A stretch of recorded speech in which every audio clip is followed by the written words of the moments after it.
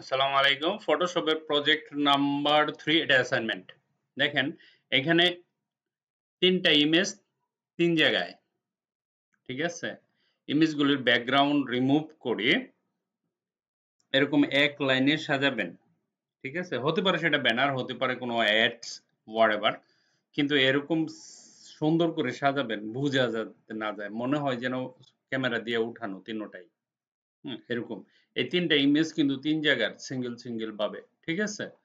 আপনি রিমুভ যেমন একটা রিমুভ করছি এখানে সিঙ্গেল একটা ইমেজ আছে। তারপরে শাহরুখ খানের ইমেজটাও এরকম, হ্যাঁ? সালমান খানের এটাও। ঠিক আছে?